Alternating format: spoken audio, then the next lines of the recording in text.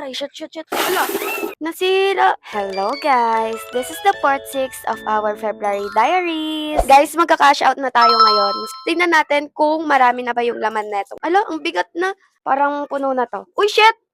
Nasira. Oh my god. Sheesh, guys, punong-puno na. Aray, shit. Hala. Grabe.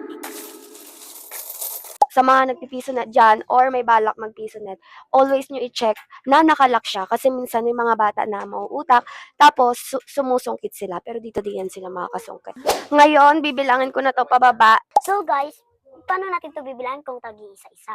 So, let's help!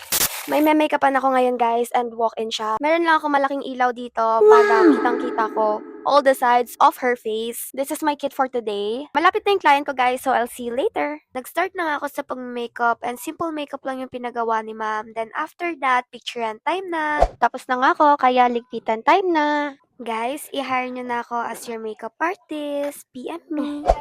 Pabaria? Ilan? Guys, meron din pala kaming piso net at kasama rin to sa everyday life ko. Yung pagbabarya sa mga batang ito.